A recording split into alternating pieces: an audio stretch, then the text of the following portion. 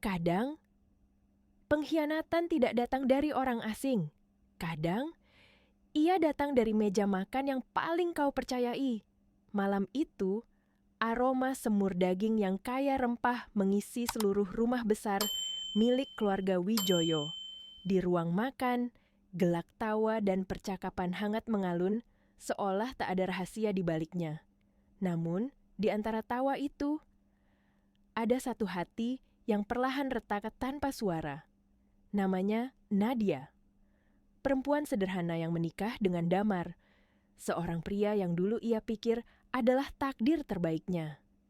Ia keluar dari dapur dengan langkah tenang, membawa nampan berisi es buah dingin yang tampak menyegarkan.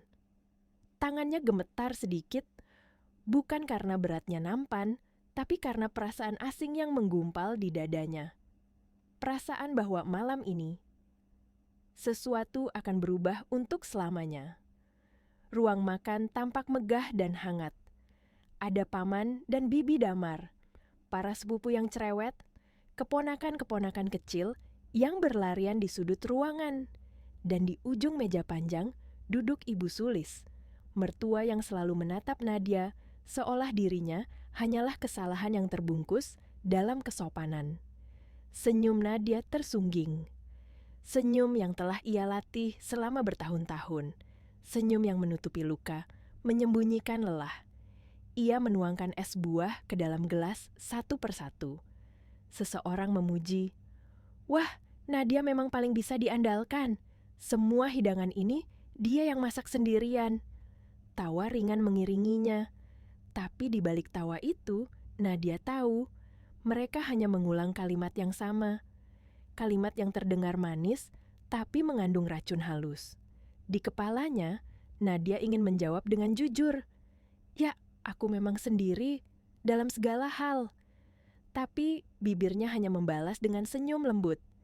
Ia tahu di rumah ini, keheningan lebih aman daripada kejujuran.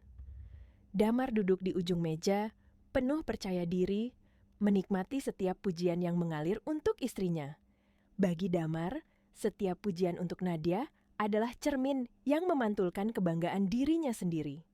Ia menatap sekeliling, mengangguk, tersenyum lebar, seolah berkata, "Lihat, istriku sempurna, pilihanku tidak salah." Namun Nadia tahu, di balik tatapan itu, ada jarak yang semakin melebar. Ada cinta yang perlahan kehilangan bentuknya, dan malam itu akan menjadi malam di mana semua topeng jatuh satu persatu. Suasana makan malam yang semula riuh perlahan berubah. Tawa mulai mereda, obrolan memudar, seolah waktu ikut menahan napas. Damar meletakkan sendoknya dengan suara pelan, tapi tegas. Ia menatap piringnya, lalu mengangkat wajah, menatap Nadia dengan sorot yang dingin dan tajam. "Semurnya enak," katanya datar. "Bumbunya pas, persis seperti masakan ibu." Suara Damar terdengar biasa, tapi ada sesuatu di balik nada itu, sesuatu yang membuat Nadia merasakan hawa dingin menjalari tulang punggungnya. Ia tersenyum tipis, mencoba menjaga sopan santun di depan keluarga besar. "Tentu saja, Mas. Resepnya kan memang dari ibu," jawabnya lembut. Namun, Damar tidak berhenti di situ. Tapi entah kenapa, lanjutnya, kali ini dengan nada sedikit menekan. "Ada yang terasa kurang pas malam ini. Sama seperti caramu mengatur jadwalku kemarin, berantakan." Suara sendok dan garpu berhenti. Suara anak-anak kecil yang tadi tertawa kini lenyap, digantikan keheningan yang tebal dan menyesakan. Semua mata beralih pada mereka berdua. Nadia menatap suaminya, berusaha memahami arah pembicaraan ini. "Jadwal apa maksudmu, Mas?" tanyanya hati-hati. "Pertemuanku dengan Pak Tirtayasa," jawab Damar cepat. "Kamu bilang rapatnya diundur ke sore, kan?" "Nyatanya tidak. Aku datang terlambat 1 jam dan hampir kehilangan proyek besar." Suaranya meninggi, menusuk ruang yang sebelumnya penuh tawa. Nadia mengerutkan kening. Ia tahu betul apa yang terjadi pagi itu. Dengan nada tenang, Ia mencoba menjelaskan. Mas, sekretaris Pak Tirta sendiri yang menelepon. Katanya ada perubahan mendadak dan beliau minta jadwal digeser. Aku bahkan punya rekamannya kalau Mas mau dengar. Aku sudah coba telepon Mas, tapi ponsel Mas mati seharian. Damar tertawa kecil, tawa yang sinis, penuh ejekan. Alasan? Selalu saja ada alasan. Ia menatap Nadia seperti menatap musuh, bukan istri. Kamu ini istri atau bukan? Seharusnya kamu bisa cari cara lain. Datangi kantorku, kirim pesan ke asistennya, apapun. Tapi kamu malah sibuk dengan perusahaan kecilmu itu kan? Kata-kata itu seperti cambuk yang mencambuk udara. Nadia menahan napas. Perusahaan kecil. Perusahaan yang ia bangun dari nol, yang kini menjadi sumber utama penghasilan keluarga, disebut perusahaan kecil. Ia menatap Damar, matanya bergetar, bukan karena takut, tapi karena amarah yang ditahan. Mas, suaranya rendah, nyaris berbisik, itu tidak adil. Aku sudah melakukan tugasku dengan benar. Damar mendadak menepuk meja dengan keras. Suara dentumannya menggema, membuat gelas-gelas bergetar. Sekarang kamu berani membantah suami di depan semua orang. Tawa palsu yang tersisa di meja makan pun lenyap. Wajah-wajah yang tadi tersenyum kini membeku. Nadia hanya duduk diam, menatap pria di depannya yang dulu ia cintai dengan sepenuh hati.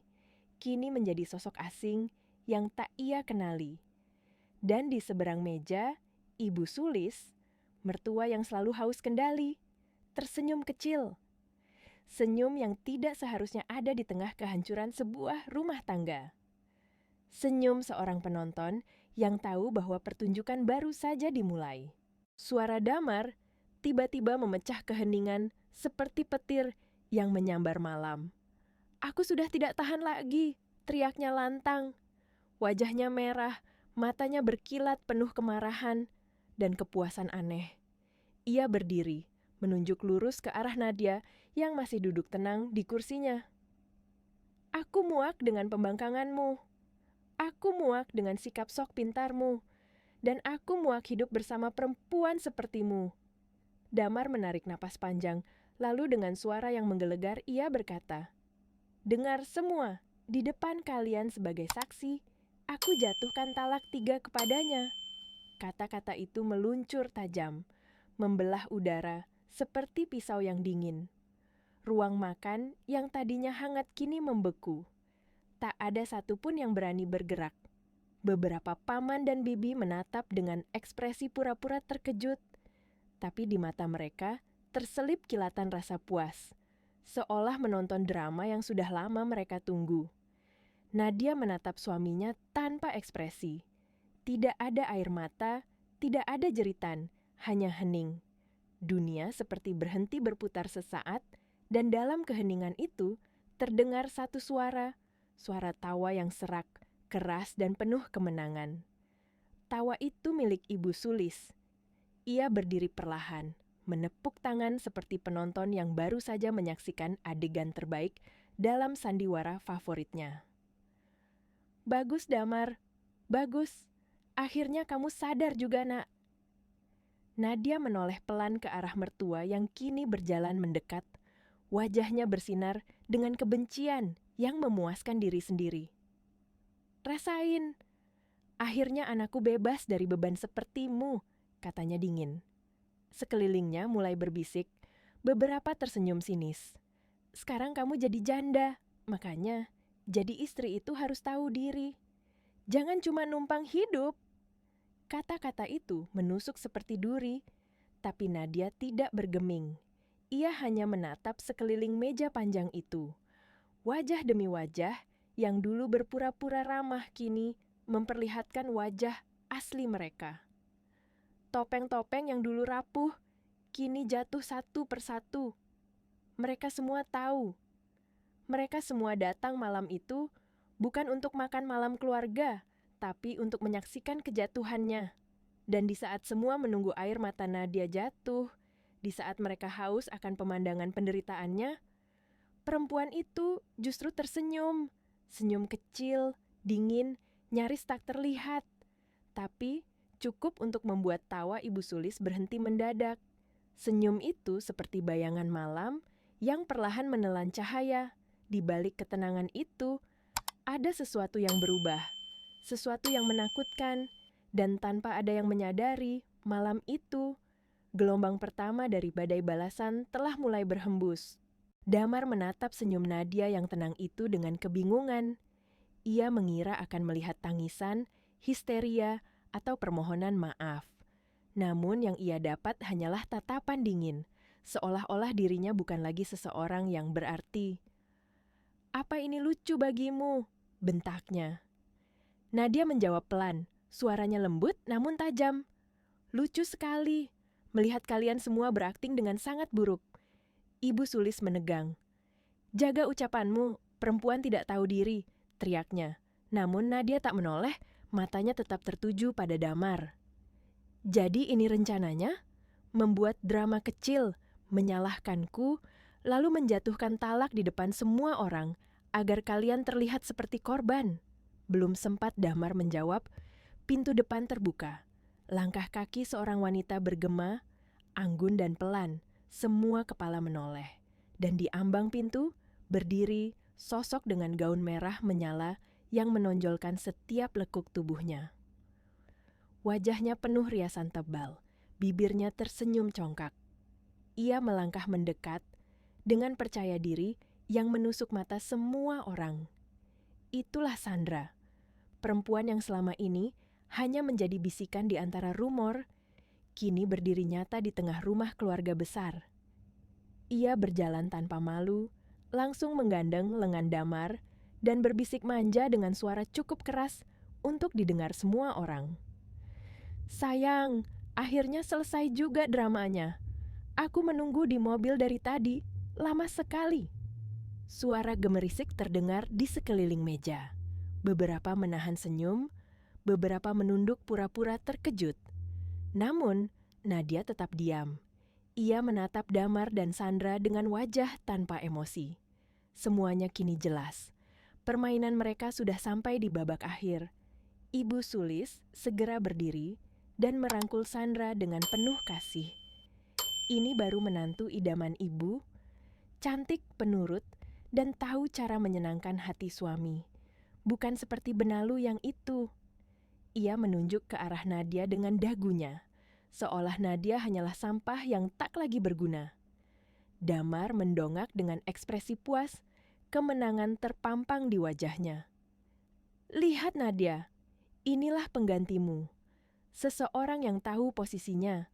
Kami akan menikah segera setelah urusan perceraian selesai. Dan soal perusahaanmu..." Ia tertawa kecil, sinis. "Lebih tepatnya, perusahaanku sekarang. Semua asetnya sudah atas namaku. Terima kasih ya, sudah bekerja keras membangunnya untukku." Ruangan bergemuruh dengan bisikan, sebagian pura-pura terkejut, sebagian lain menahan tawa kecil. Nadia tidak bergerak, hanya matanya yang perlahan berubah, dingin, jernih, dan berbahaya.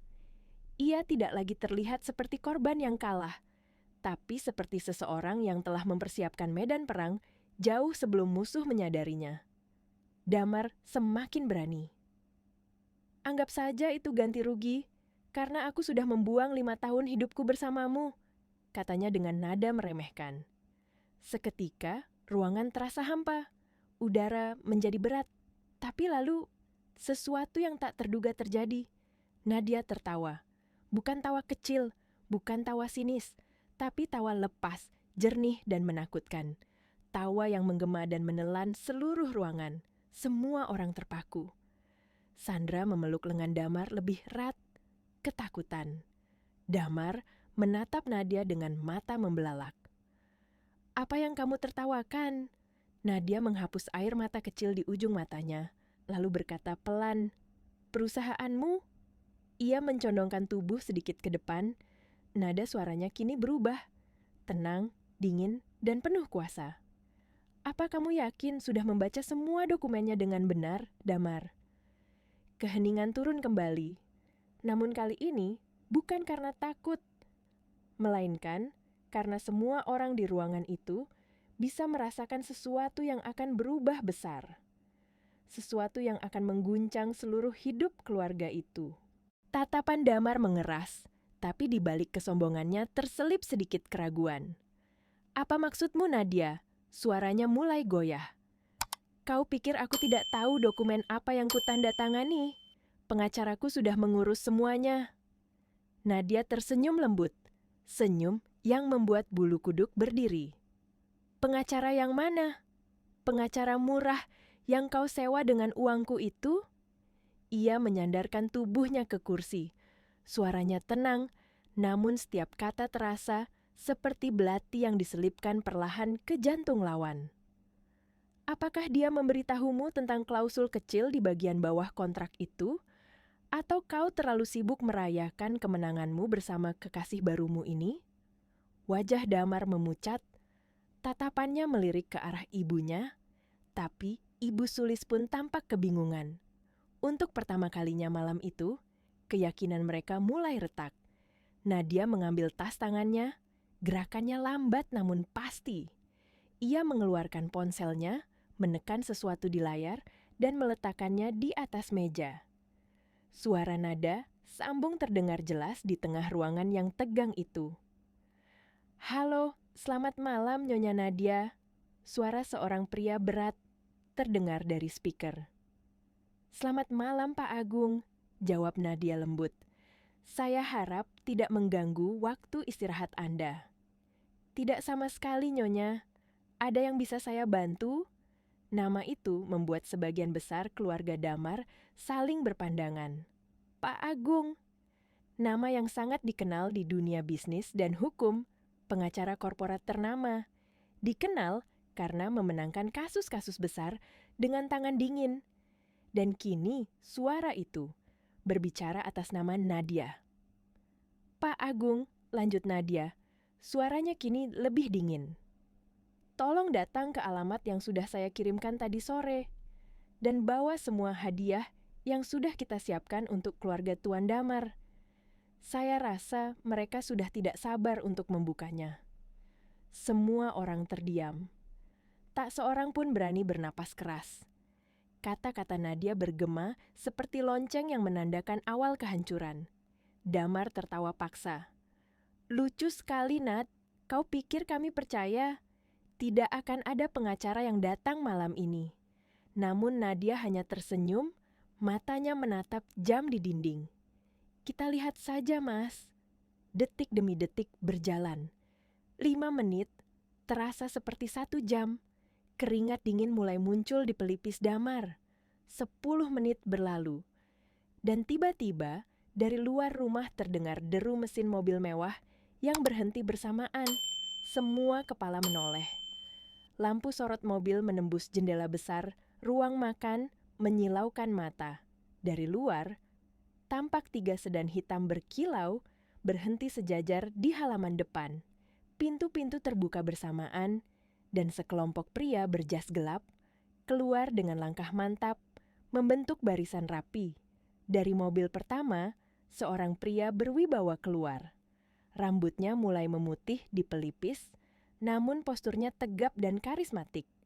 Langkahnya penuh keyakinan, seperti seseorang yang terbiasa memberi perintah, bukan menerima. Tak ada keraguan siapa dia. Pak Agung Wijoyo. Ketika ia melangkah masuk, ruangan itu terasa mengecil. Aura yang dibawanya membuat semua yang ada di sana menunduk tanpa sadar. Pak Agung berhenti di depan pintu ruang makan, matanya langsung menemukan Nadia.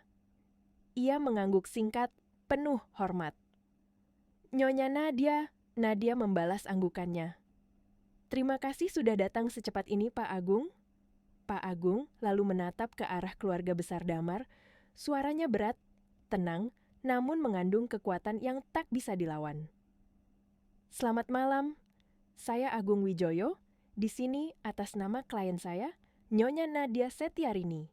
Saya datang untuk meluruskan beberapa kesalahpahaman fatal yang tampaknya sedang terjadi." Ruang makan yang tadinya seperti panggung drama keluarga kini berubah menjadi ruang sidang. Dan di detik itu juga, mereka semua mulai menyadari bahwa permainan telah berbalik arah. Suara langkah Pak Agung terdengar jelas di lantai marmer yang dingin. Setiap langkahnya membawa aura yang menekan, membuat keluarga Damar menunduk tanpa sadar. Ia berhenti di sisi meja makan, menatap Damar dan Ibu Sulis dengan tatapan tajam namun terkendali. "Baiklah," katanya perlahan, "mari kita mulai dari hal yang paling menarik." Ia memberi isyarat kepada asistennya, seorang pria muda berjas hitam yang segera membuka koper kulit di tangannya. Dari dalamnya, ia mengeluarkan tumpukan dokumen yang tebal, diikat rapi dengan pita merah. Pak Agung mengambil satu berkas dan meletakkannya di atas meja.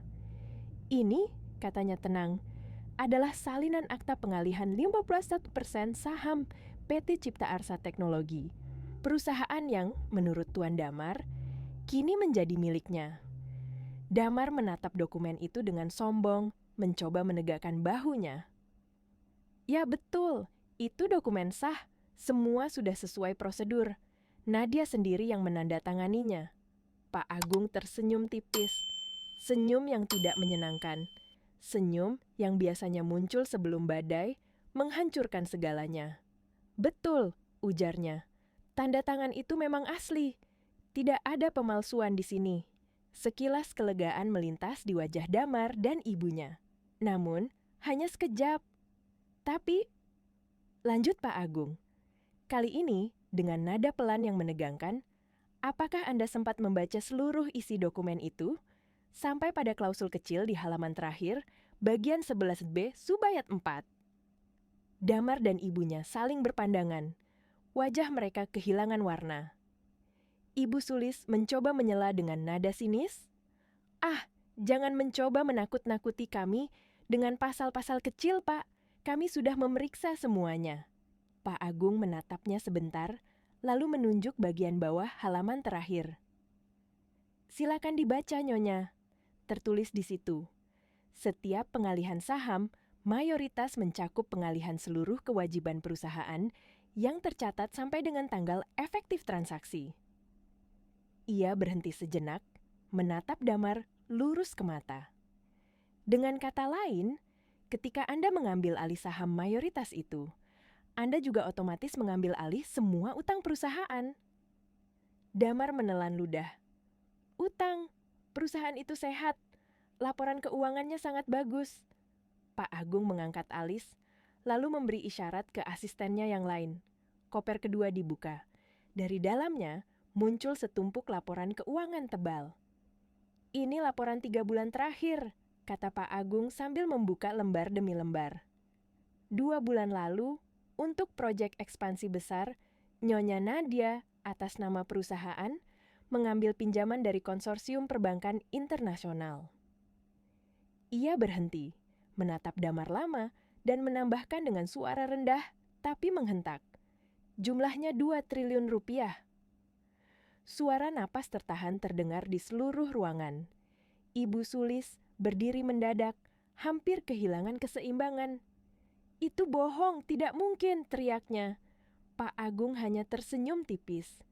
"Silakan periksa, ini perjanjian kredit yang ditandatangani dan dicap resmi oleh pihak bank, dan menariknya," ia menatap langsung ke arah Damar, "jatuh temponya adalah besok pagi, pukul 9. Wajah Damar memucat seperti kertas. Suaranya tercekat. "Ekspansi apa? Proyek apa?" "Oh, tidak ada proyek sama sekali," jawab Pak Agung santai. "Itu hanya alasan yang dibuat klien saya untuk mencairkan dana tersebut. Dan tepat 1 jam sebelum Anda menandatangani akta pengalihan saham itu, uang 2 triliun itu telah dipindahkan ke rekening pribadi Nyonya Nadia di Swiss sebagai dividen pribadi yang sah secara hukum." Ruangan membeku. Semua orang menatap Nadia yang duduk dengan tenang di kursinya. Wajahnya tenang, matanya memantulkan keyakinan yang tak tergoyahkan.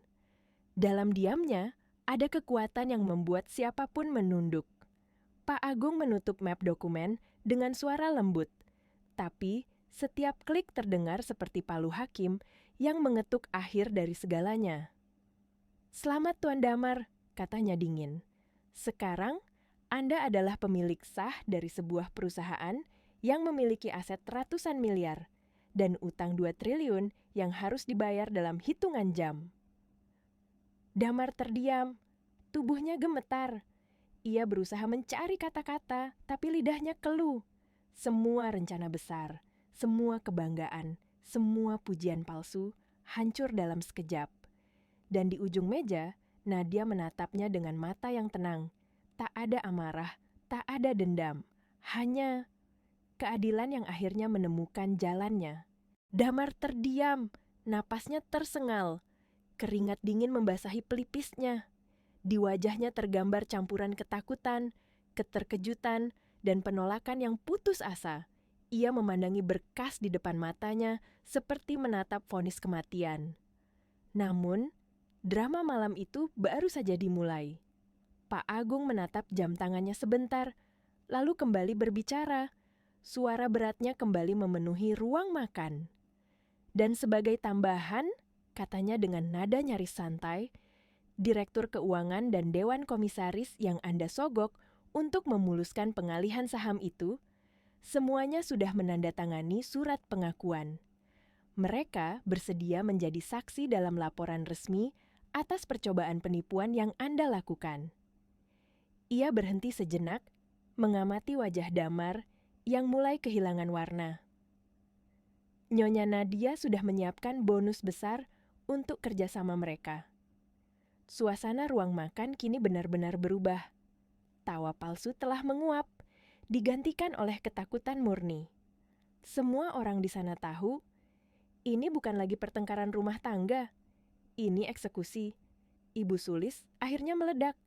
Wajahnya memerah, matanya berair oleh amarah dan ketakutan. "Ini jebakan," teriaknya. "Kau sengaja menjebak anakku, perempuan licik. Kami akan menuntutmu." Pak Agung mengangkat alis tanpa ekspresi. "Menuntut? Atas dasar apa, Nyonya Sulis?"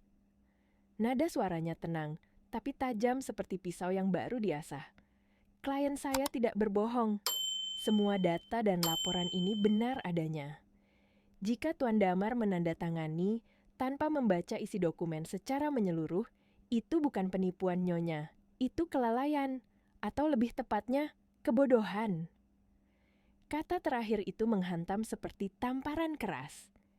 Damar tertegun, dan Ibu Sulis menatap Pak Agung dengan wajah terhina.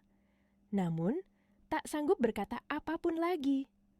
Untuk pertama kalinya dalam hidupnya, ia diseret ke dasar realitas oleh kekuatan yang lebih besar dari kesombongannya.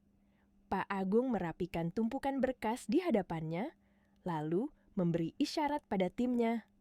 Koper ketiga dibuka. Kali ini, bukan dokumen kertas yang keluar, melainkan sebuah laptop dan proyektor portabel. Dalam sekejap, proyektor menyalakan cahaya ke dinding putih besar di ujung ruangan. "Silakan perhatikan baik-baik," kata Pak Agung. Nada suaranya kini terdengar seperti dosen yang sabar menjelaskan sesuatu kepada murid yang keras kepala. 6 bulan lalu, ketika Nyonya Nadia mulai mencurigai niat tidak baik dari Anda berdua, beliau mendirikan sebuah holding company di Singapura bernama NS Perkasa Holding. Ia menunjuk kotak teratas di bagan organisasi yang kini terpampang di dinding.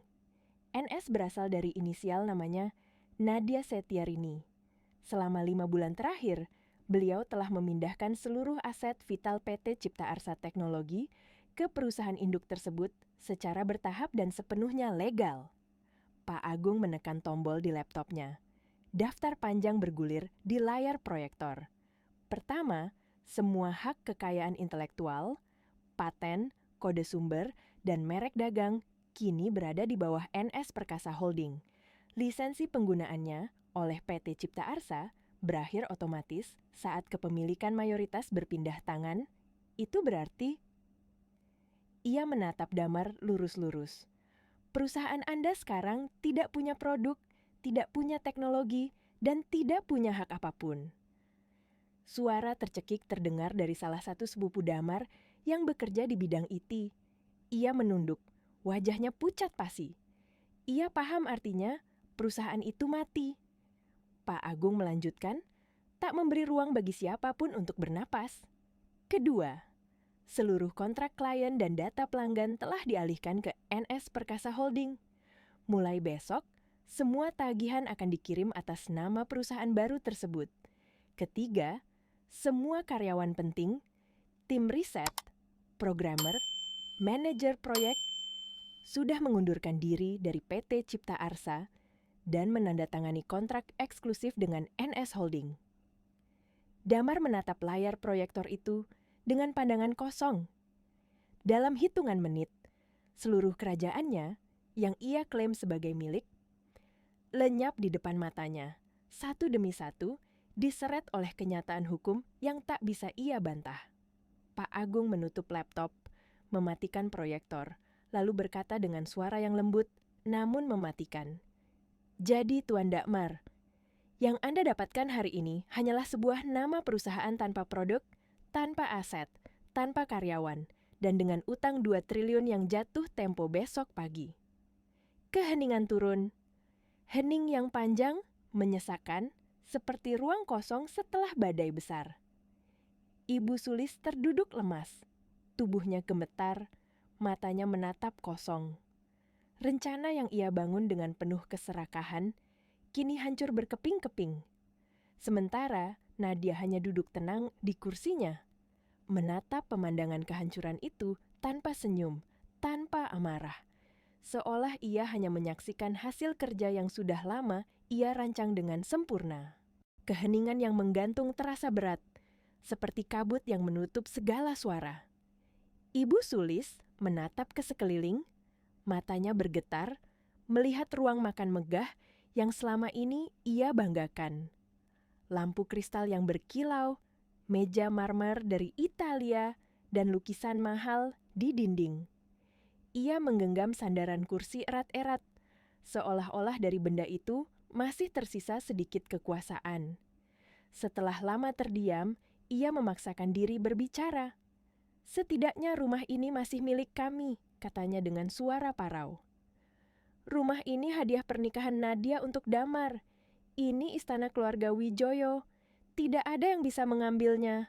Pak Agung berhenti sejenak, lalu menatapnya. "Hadiah, Nyonya." Nada suaranya begitu halus, namun di balik kelembutannya tersembunyi ujung tajam yang mematikan.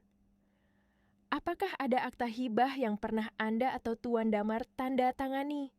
Damar mengangkat wajahnya dengan lemah. "Tidak, tidak ada. Tapi Nadia sendiri yang membelikannya untuk kami. Itu sudah disepakati." Pak Agung mengangguk perlahan.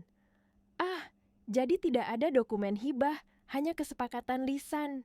Ia memberi isyarat pada asistennya yang kemudian menyerahkan map biru. Dengan hati-hati, Pak Agung membuka map itu dan mengeluarkan selembar kertas tebal berkop resmi. Ini sertifikat hak milik rumah beserta tanah 2.000 meter persegi tempatnya berdiri. Ia membalikkan kertas itu sehingga nama di bagian bawahnya terlihat jelas di hadapan semua orang. Terdaftar atas nama NS Perkasa Holding. Seketika, dunia Ibu Sulis runtuh untuk kedua kalinya malam itu. "Apa?" Suaranya pecah, matanya membelalak tak percaya. "Tidak, ini rumahku. Aku yang mendesainnya. Aku yang memilih setiap perabot." Pak Agung mengangguk, tetap tenang. "Saya tidak menyangkal itu, Nyonya. Tetapi secara hukum, rumah ini adalah aset perusahaan. Anda dan keluarga hanya diizinkan tinggal di sini karena kebaikan hati pemiliknya, Nyonya Nadia Setiarini. Dan kebaikan hati itu, sayangnya, berakhir malam ini." Ia membuka map lain dan menyebarkan beberapa sertifikat tambahan di atas meja. "Ini apartemen mewah di pusat kota, ditempati oleh Nona Dinda, adik Tuan Damar, juga atas nama NS Perkasa Holding. Ini ruko 3 lantai tempat butik Nyonya Ranti beroperasi, juga milik NS Perkasa Holding. Villa di puncak, rumah orang tua sepupu, semua. Tanah, bangunan, kendaraan terdaftar di bawah perusahaan yang sama." Suara-suara panik mulai terdengar. Ranti menjerit, "Butiku, itu hidupku. Dinda berteriak, "Mas, kau bilang rumah itu dibelikan khusus untukku." Keluarga yang tadi duduk manis kini berubah menjadi sekumpulan orang yang saling menyalahkan, saling mencaci, berdebat di tengah ruangan seperti kawanan burung yang kehilangan arah. Damar berdiri limbung, mencoba menenangkan mereka, namun suaranya tenggelam oleh kekacauan. Pak Agung hanya berdiri tegak di tengah badai itu, matanya tajam seperti hakim di ruang sidang. Ketika kekacauan mencapai puncaknya, ia mengangkat tangan dan keheningan kembali. "Tenang," katanya perlahan, namun dengan wibawa yang membuat semua patuh.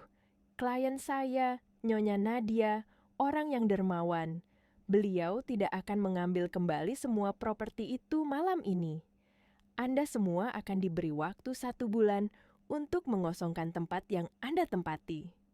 Anggap saja pesangon." Kata-kata 1 bulan itu jatuh seperti palu di atas batu nisan. Harapan terakhir yang sempat tumbuh pun padam seketika.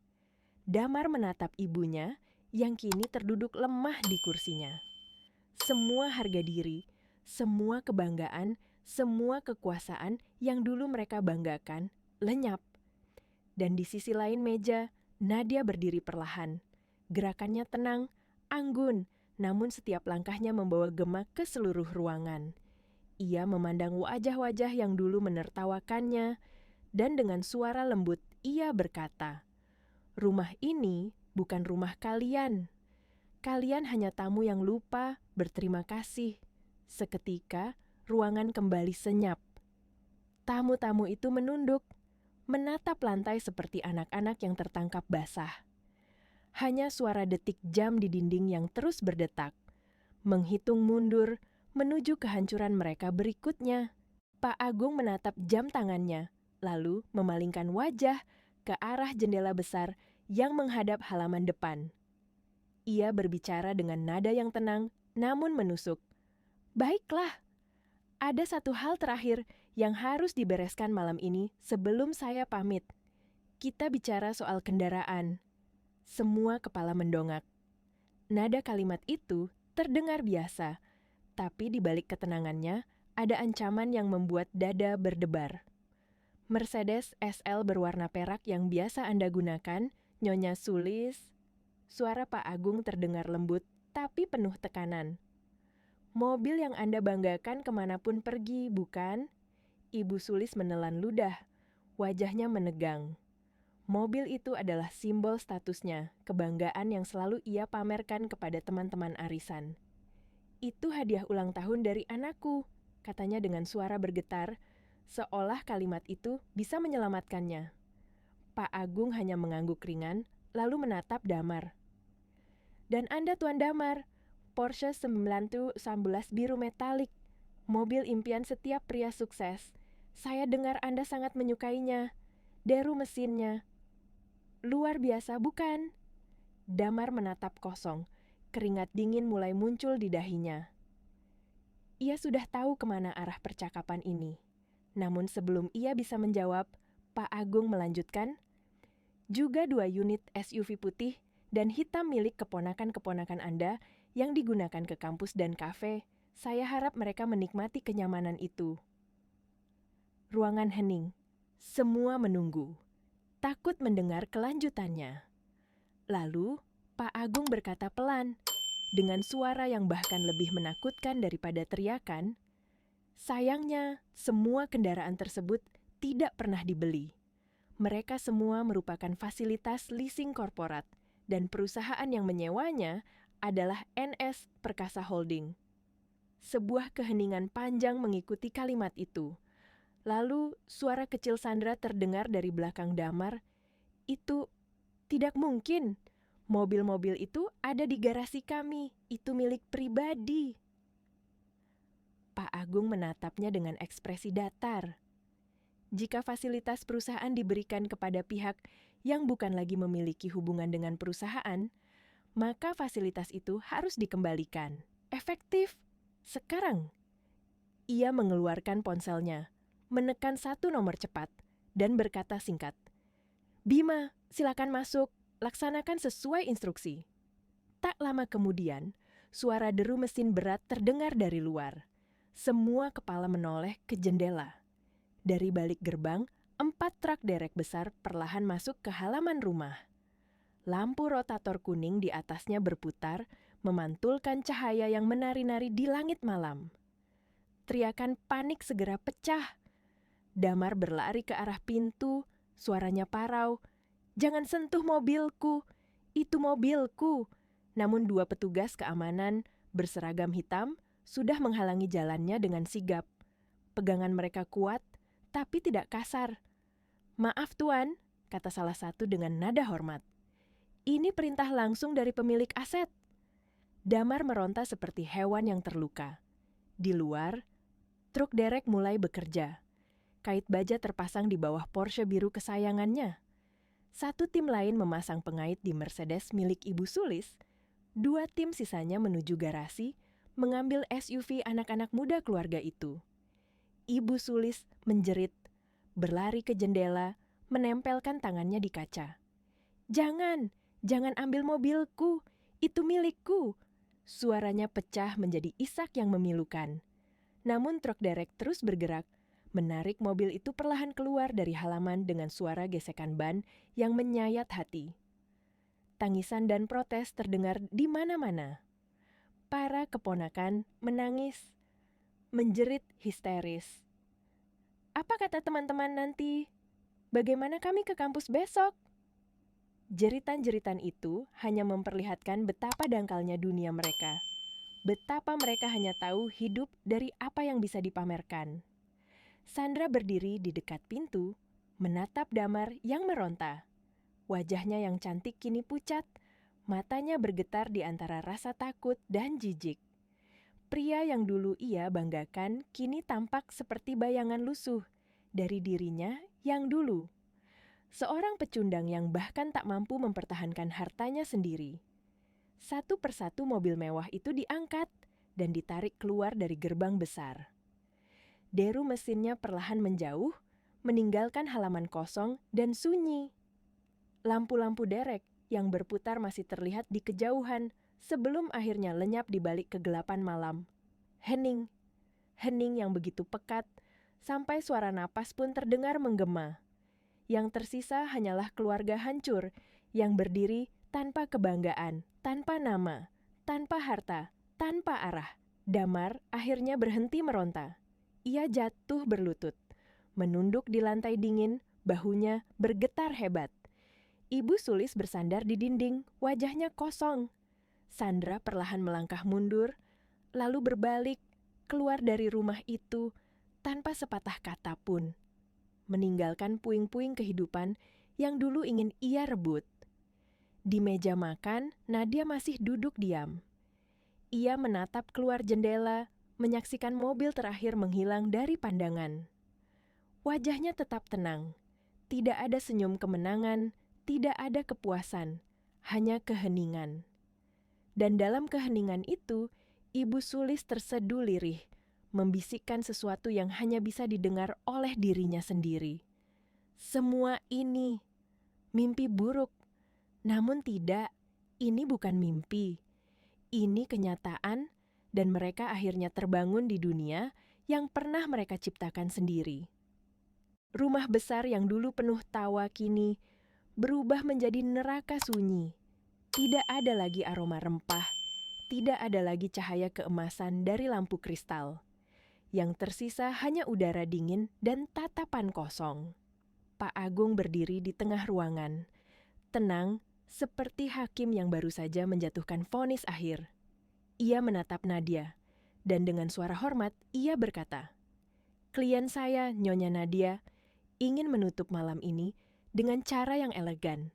Lalu ia berbalik ke arah keluarga Damar, suaranya dingin, berat, dan pasti.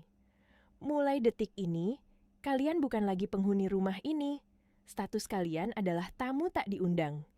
Nyonya Nadia memberi waktu 30 menit untuk mengemasi barang pribadi.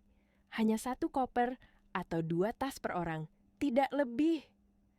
Kata-kata itu menggema ke seluruh ruangan. 30 menit. Hanya setengah jam untuk meninggalkan semua yang selama ini mereka banggakan. Tidak, jerit Dinda, adik Damar, suaranya nyaring. Ini gila, bajuku 3 lemari. Sepatuku, tasku, semuanya mahal. Ranti, iparnya, menangis histeris sambil menekan dadanya. Tidak manusiawi, kami keluarga bukan penjahat. Pak Agung tidak menjawab, ia hanya mengangkat tangan, memberi isyarat. 2 petugas keamanan yang berdiri di pintu bergerak maju, sementara yang lain menyebar ke seluruh rumah, mengawasi setiap sudut. Mereka tak berkata sepatah pun. Hanya kehadiran mereka sudah cukup untuk menegaskan bahwa perlawanan adalah sia-sia. Ibu Salis masih duduk di kursinya, diam, tubuhnya gemetar, hebat. Rasa malu dan amarah bercampur menjadi satu, namun ia terlalu lemah untuk berdiri. Ia memandang sekeliling rumah, setiap lukisan, lampu, perabot, dan dinding marmer, semuanya terasa asing kini. Semuanya ternyata bukan miliknya. Pak Agung melangkah ke arahnya. Maaf, Nyonya. Lukisan di dinding ruang tamu itu karya maestro tua yang Anda sebut sebagai hadiah ulang tahun. Itu juga aset perusahaan. Tidak bisa dibawa. Ibu Sulis menoleh cepat, matanya merah. Itu milikku. Itu hadiah dari Nadia. Pak Agung menatapnya dalam. Semua hadiah bernilai tinggi yang diberikan oleh klien saya secara hukum dianggap bonus terkait jabatan keluarga perusahaan, bukan hibah pribadi. Dengan kata lain, semuanya adalah milik perusahaan. Kata-kata itu menghancurkan sesuatu di dalam diri Ibu Sulis. Ia menunduk, tangan gemetar di pangkuannya. Untuk pertama kali, ia tidak punya kata-kata lagi untuk melawan.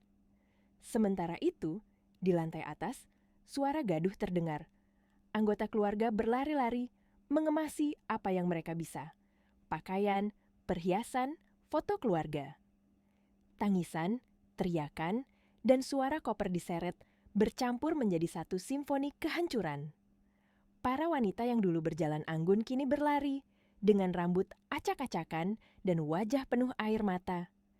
Para pria yang dulu membusungkan dada, kini menunduk, gemetar, seperti anak kecil kehilangan rumah. Damar duduk di lantai, tak bergerak. Wajahnya kosong, matanya memandang ke arah kosong di depan. Ia tidak menangis. Ia bahkan tidak lagi marah. Ia hanya kosong. Kekalahan total telah menelan seluruh dirinya. Sandra, di sisi lain, berdiri di dekat pintu samping. Sejak tadi, matanya berkeliling mencari jalan keluar. Ketika semua sibuk berkemas, ia pelan-pelan melangkah mundur, mengambil tas tangannya, dan tanpa berpamitan, ia menghilang ke dalam kegelapan malam. Ia tahu, kapal ini sudah tenggelam. Dan Sandra tidak pernah berniat mati bersama kapalnya. 30 menit berlalu seperti mimpi buruk. Pak Agung memeriksa jam tangannya, lalu memberi aba-aba pada timnya. Waktu habis, katanya tegas. Mohon semua berkumpul di depan. Satu persatu mereka digiring keluar. Ada yang menangis, ada yang menunduk, ada yang masih mencoba berdebat. Namun, semua sia-sia. Mereka berdiri di halaman depan dengan koper seadanya, diterangi cahaya lampu taman. Di balik pagar besi tinggi, beberapa tetangga mulai keluar rumah. Lampu-lampu balkon menyala. Beberapa orang berpura-pura menyapu halaman sambil memperhatikan, seolah menonton pertunjukan yang mereka tunggu-tunggu. Keluarga Wijoyo, yang dulu dielu-elukan sebagai simbol kesuksesan, kini berdiri di trotoar, kedinginan, hancur, dan tanpa arah. Di dalam rumah, Nadia berdiri di balik jendela besar, menatap mereka dari kejauhan. Matanya tidak menunjukkan kebencian, tidak juga kebahagiaan, hanya ketenangan. Ketenangan seorang wanita yang akhirnya mendapatkan keadilan. Ibu Sulis menatapnya balik dari halaman, matanya liar, penuh kebencian. Ia berteriak dengan suara parau.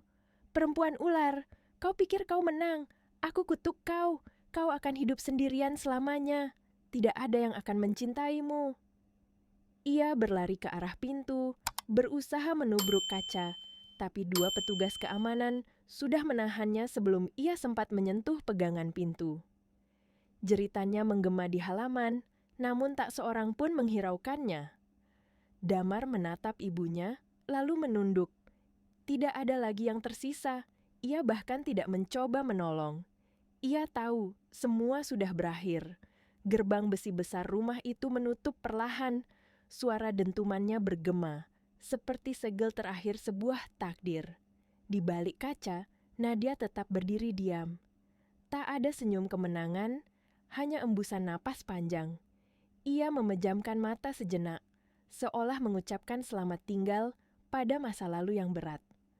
Lalu ia berbalik, melangkah pergi, meninggalkan semua bayangan lama, yang kini tak punya kekuatan lagi. Fajar menjelang. Langit yang kelabu mulai merekah dengan warna jingga lembut. Namun, bagi keluarga yang terusir itu, pagi tidak membawa harapan, hanya dingin dan penyesalan. Beberapa jam setelah pengusiran, mereka berhasil menyewa rumah kontrakan sempit di pinggir kota dengan sisa uang tunai yang diberikan oleh salah satu kerabat yang kemudian menghilang tanpa kabar. Rumah itu pengap, dindingnya lembab, catnya mengelupas. Di sanalah Damar dan ibunya memulai bab baru, bab yang dipenuhi bayangan kelam dari dosa masa lalu mereka. Ibu Sulis duduk di sudut kamar, diam. Tangannya bergetar saat memegang cangkir teh yang sudah dingin. Ia tidak lagi berteriak, tidak lagi memaki. Hanya tatapan kosong dan sesekali gumaman pelan, menyalahkan nasib, menyalahkan Damar, menyalahkan siapapun kecuali dirinya sendiri. Damar sendiri kini seperti bayangan manusia. Tubuhnya kurus, wajahnya tirus, matanya kosong. Ia mencoba mencari pekerjaan, namun nama buruknya sudah menyebar kemana-mana. Tak ada perusahaan yang mau mempekerjakan seseorang yang terlibat dalam skandal penipuan dan utang triliunan. Ia menjual jam tangan terakhir milik ayahnya hanya untuk makan selama beberapa minggu. Malam-malamnya diisi dengan pertengkaran kecil bersama ibunya. Tentang uang, tentang makanan, tentang semua hal kecil yang sebenarnya tidak penting. Namun, di antara amarah dan kelaparan itu, keduanya tahu satu hal. Hidup mereka telah berakhir sejak malam itu. 5 tahun kemudian. Jakarta bersinar dengan kemegahannya, dan di salah satu gedung kaca tinggi di jantung kota, terpampang logo besar, NS Perkasa Holding. Di lantai tertinggi, seorang wanita duduk di ruang kerjanya yang luas dan tenang. Dialah Nadia Setiarini. Wajahnya kini jauh lebih matang, tenang, berwibawa, memancarkan kehangatan yang tulus. Di dinding di belakangnya tergantung foto lamanya bersama sang ayah, lelaki yang pernah mengajarinya untuk tidak membalas kebencian dengan kebencian, tapi dengan keberhasilan. Nadia menandatangani sebuah dokumen penting, pembentukan Yayasan Rumah Harapan Setiarini, sebuah tempat untuk melindungi wanita korban kekerasan rumah tangga dan penipuan ekonomi. Senyum lembut mengembang di wajahnya. Semua luka lama kini telah berubah menjadi sumber kekuatan. Malam itu, ballroom hotel bintang 5 di ibu kota dipenuhi tamu, pejabat, diplomat, dan pengusaha ternama. Yayasan Nadia merayakan ulang tahun ke-5.